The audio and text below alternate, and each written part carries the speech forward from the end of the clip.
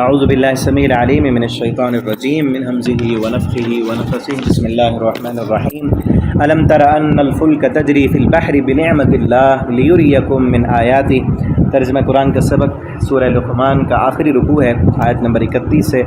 اللہ فرماتے ہیں الم تر ان الفلک، کیا آپ نے نہیں دیکھا کشتیاں تجری جو چلتی ہیں فی البحر سمندروں میں، لیریکم بنعمت اللہ کے شکر سے، اللہ کے انعام سے اور اللہ کی نعمت سے یہ سب چل رہے ہیں۔ لیوریکم، اللہ تعالیٰ کیوں چلا رہے ہیں؟ لیوریکم، تاکہ وہ دکھائیں تم کو من آیاتی، اپنی نشانیاں۔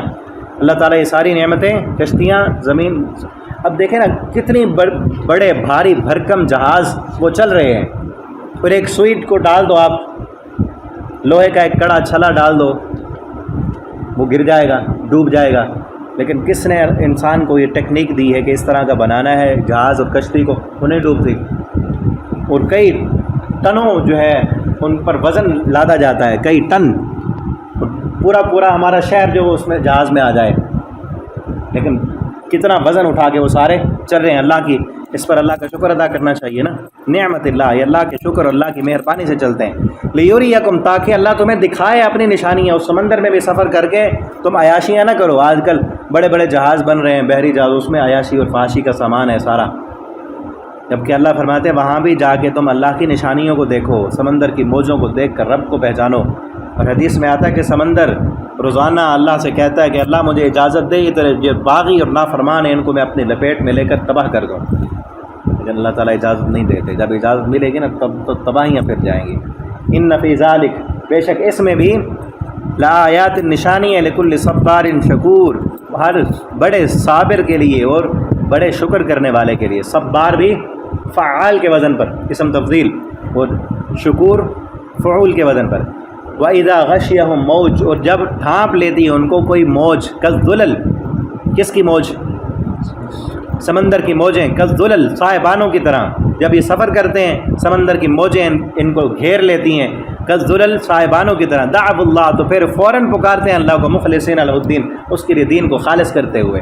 تو اکرمہ کا واقعہ سنا ہے نا آپ نے، سورہ یونس میں بتایا تھا کہ وہ اس وقت ایک کشتی اور ملاح سے کہنے لگے کہ تو بتا ان موجوں میں کون بچاتا ہے؟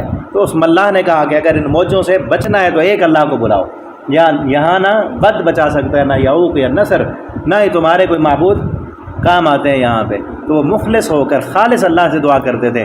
فلما نجاہم، پھر جب ہم نجات دیتے ہیں ان کو، الی البر، خشکی کی طرف، فمنہم مقتصد، ان میں کچھ میانہ رو ہیں، درمیانے درجے کے، اور دوسرا اس کا معنی ہے سیدھی راہ پر قائم رہنے والے یا وعدہ پورا کرنے والے، وہ خشکی پر آ کر بھی شرک نہیں کرتے۔ وما یجحد بآیاتنا، اور نہیں انکار کرتے ہماری آیتوں کا، الا کل خطار، مگر ہر وعدہ توڑنے والا، کفور، اور بہت ناشکرا۔ جو وعدہ توڑ دیتا ہے وہاں پھر تو مخلص ہو کر دعا مانگ رہا تھا، لیکن جیسے ہی پریشانی ٹلی تو وہاں آ کر، خشکی میں آ کر اللہ کے نافرمان بن گئے۔ یا ایھا الناس، اے انسانو، اتقوا ربکم، ڈر جاؤ تم اپنے رب سے، وخشوا، اور ڈرو، یومن، اس دن سے، لا یجزی، کہ نہیں فائدہ دے گی، والد عن ولدی، اپنے بیٹے کو، والد اپنے بیٹے کو بھی فائدہ نہیں دے سکے گا، ولا مولود، اور نہ بیٹا، عن والدہ، ہوا جاز عن والدی، نہ بیٹا کام آنے والا ہوگا اپنے والد کو۔ آج دیکھیں ہم دنیا میں کہ باپ اپنے بیٹے کے لیے، اپنی اولاد کے لیے کیا کچھ کرتا ہے، حتیٰ کہ اپنی جان تک کھپا دیتا ہے۔ ماں اپنے بچے کے لیے جان دینے کے لیے بھی تیار ہوتی ہے۔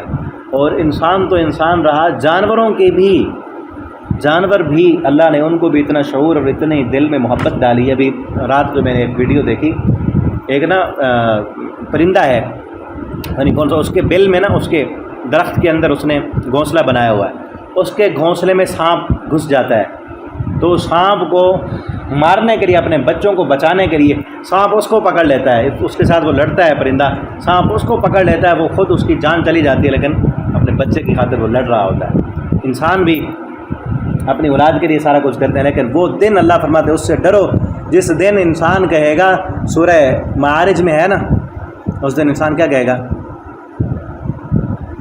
وصاحبتی واخی وفصیلتی التی تؤوی، کہ آج اللہ میرے بیٹوں کو میری جگہ پہ جہنم میں ڈال دے، میری بیوی کو ڈال دے، میرے بھائیوں کو ڈال دے، وفصیلتی التی تؤوی، میرا کنبہ قبیلہ جہنم میں ڈال دے، ثم ینجی، مجھے بچا لے۔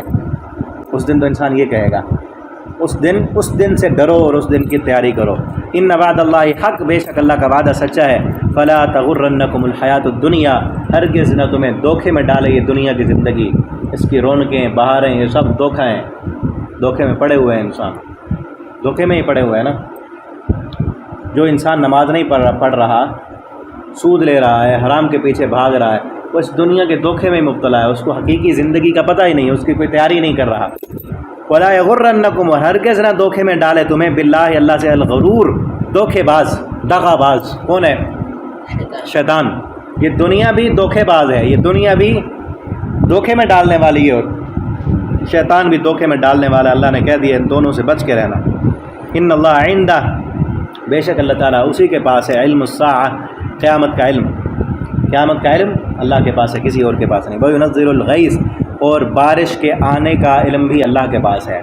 آج جدید آلات کے ذریعے سے جو بتایا جاتا ہے وہ بھی ایک اندازہ ہوتا ہے، آلات کے ذریعے اندازہ لگایا جا سکتا ہے کہ اتنی جگہ پر یا اتنے ٹائم پر فلاں فلاں علاقے میں بارش آئے گی، وہ بھی کنفرم نہیں ہوتا، کئی دفعہ ان کے اندازے غلط ہو جاتے ہیں۔ ہم دیکھ رہے ہیں وہ بتا رہے تھے کہ بارش آئے گی، نہیں آتی، اور وہ بتاتے ہیں کہ نہیں آئے گی، آ جاتی ہے، ٹھیک ہے۔ تو حقیقی علم اور پھر کتنے قطرے بارش کے برسیں گے یہ بھی اللہ کے علم میں ہے۔ وَيَعْلَمُ مَا فِي الْأَرْحَامِ، اور اللہ تعالیٰ جانتے ہیں کہ ماں کے رحم میں کیا ہے۔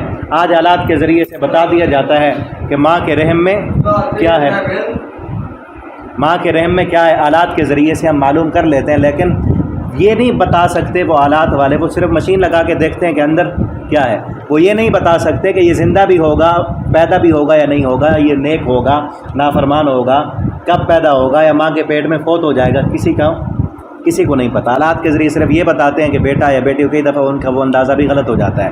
وما تدری نفس، اور کوئی بھی جان نہیں جانتی، ماذا تکسب غدا، کہ وہ کل کو کیا کرے گا، کل کیا کرنا ہے، کسی کو نہیں پتہ۔ یہاں آنے والے کو نہیں پتہ کہ میرے لیے کیا چیز پڑی ہوئی ہے، ہم کل کیا کھائیں گے، کیا کریں گے، کدھر جائیں گے، کسی کو نہیں پتہ۔ کل کو موت آ جائے کیا پتہ، تو اپنی موت کی تیاری کریں۔ پچھلی آیت میں یہی تھا نا، وما تدری نفس، اور کوئی جان یہ بھی نہیں جانتی، بأی ارض تموت، کہ کس زمین پر اس کو موت آئے گی۔ ان اللہ علیم خبیر، بے شک اللہ تعالیٰ خوب جاننے والے اور خوب خبردار ہیں۔